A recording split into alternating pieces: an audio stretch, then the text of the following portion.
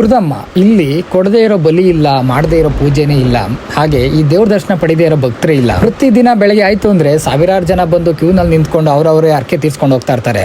ಆದ್ರೆ ಈ ಜಾಗದ ಇತಿಹಾಸದ ಬಗ್ಗೆ ಕೇಳಿದ್ರೆ ಮೈ ಜುಮ್ ಅನ್ನುತ್ತೆ.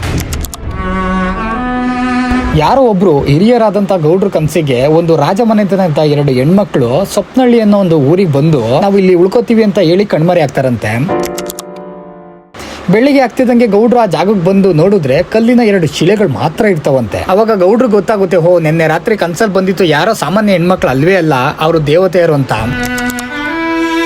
ಅವತ್ತಿಂದ ಆ ಕುಟುಂಬದವರೇ ಪೂಜೆನ ಶುರು ಮಾಡ್ತಾರೆ. ಆದ್ರೆ ಸುಮಾರು ವರ್ಷಗಳ ಕಾಲ ಯಾರು ಪೂಜಾರಿನೇ ಇಲ್ಲದೆ ಜನನೇ ಬಂದು ಪೂಜೆ ಮಾಡ್ಕೊಂಡು ಹೋಗ್ತಿದ್ರು. ಆದ್ರೆ ಇವಾಗ ಹಂಗಲ್ಲ, ಪೂಜಾರಿಗಳು ಅವರೇ. ಬಹುಶಃ ಭಕ್ತರುಗಳು ಜಾಸ್ತಿ ಆದ ಕಾರಣದಿಂದ ನಿರ್ವಹಣೆ ಮಾಡೋ ಸಲುವಾಗಿ ಇಟ್ಟಿರ್ಬೇಕು. ಮೊದಲೆಲ್ಲ ಹಿಂಗಿರ್ಲಿಲ್ಲ, ನಾವೇ ಹಣ್ಣುಕಾಯಿ ತಗೊಂಡೋಗಿ ಪೂಜೆ ಮಾಡ್ಕೊಂಡು ಬರ್ತಿದ್ವಿ. ಆದ್ರೆ ಇನ್ನೊಂದು, ನಮ್ಮ ಪುರದಮ್ಮಗೆ ಬಲಿ ಕೊಡೋದು ತುಂಬಾ ಹೆಸರುವಾಸಿ. ಕುರಿ, ಕೋಳಿ, ಆಮೇಲೆ ಹಂದಿ ಎಲ್ಲಾ ತರನು ಕೊಡ್ತಾರೆ.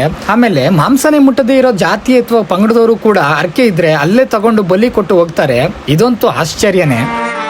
ಹಂಗೇನೆ ಇಲ್ಲಿ ಬಂದೋಗ ಎಷ್ಟೋ ಜನನ ಕೇಳಿದೆ, ಎಲ್ಲರೂ ಸಹ ನಮ್ಗೆ ತುಂಬಾ ಒಳ್ಳೇದಾಗೈತೆ ಅಂತ ಹೇಳ್ತಿದ್ರು. ಕೆಲವೊಬ್ರಂತೂ ಹೇಳಿದ್ನ ಕೇಳಿ ಶಾಕ್ ಆಯ್ತು. ರಕ್ತನ ವಾಮಿಟ್ ಮಾಡ್ಕೊಂಡು ಹಾಸ್ಪಿಟ್ಲ್ ಸೇರಿದಾಗ ಅಲ್ಲೂ ಕೂಡ ಏನು ರಿಕವರ್ ಆಗದೆ ಅರ್ಕೆ ಕಟ್ಕೊಂಡು ತಕ್ಷಣ ಎಲ್ಲ ಸರಿ ಹೋಯ್ತು ಅಂತ ಹೇಳ್ತಿದ್ರು. ಅದನ್ನ ಕೇಳಿ ಮೈ ರೋಮಾಂಚನ ಆಯ್ತು.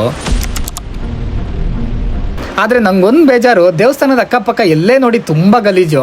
ಎಲ್ ಬೇಕಲ್ಲಿ ವೇಸ್ಟೇಜ್ ಎಸ್ತಿರೋದು, ಅಥವಾ ಊಟ ಮಿಕ್ಕಿದ್ರೆ ಅಲ್ಲೇ ಜಾಗದಲ್ಲಿ ಎಸ್ತೋಗೋದು, ಅದನ್ನ ನಾಯಿಗಳು ಅರ್ಧಂಬರ್ಧ ತಿಂದು ಬಿಟ್ಟಿರೋದು. ಮಳೆನೂ ಬಂದ್ಬಿಡ್ತಂದ್ರೆ ಆಚೆನೆ ಹೋಗಕ್ಕಾಗಲ್ಲ, ಅಷ್ಟೊಂದು ಗಲೀಜ್ ಸ್ಮೆಲ್ ಬರ್ತಾ ಇರ್ತೈತೆ. ದಯವಿಟ್ಟು ಇದನ್ನ ಸಂಬಂಧಪಟ್ಟವರಂತೂ ಕ್ರಮ ಕೈಗೊಳ್ಳಲೇಬೇಕು. ಇಷ್ಟು ಸುಂದರವಾಗಿರೋ ದೇವಸ್ಥಾನನ ಗಲೀಜ್ ಮಾಡಕ್ ಬಿಡ್ಲೇಬಾರ್ದು. ನಿಮ್ಗೂ ಏನಾದ್ರು ಜೀವನದಲ್ಲಿ ಕಷ್ಟಗಳೇನಾದ್ರು ಇದ್ರೆ ಒಮ್ಮೆ ಭೇಟಿ ನೀಡಿ, ಒಳ್ಳೇದಾದ್ರೂ ಆಗ್ಬಹುದು. ಇಷ್ಟ ಹೇಳ್ತಾ ನಾವು ಕೊಡೋ ಕಂಟೆಂಟ್ ನಿಮ್ಗೆ ಇಷ್ಟ ಆದ್ರೆ ದಯವಿಟ್ಟು ನಮ್ಮ ಪೇಜ್ನ ಸಬ್ಸ್ಕ್ರೈಬ್ ಮಾಡ್ಕೋತಾ ಸಪೋರ್ಟ್ ಮಾಡಿ. ಧನ್ಯವಾದ.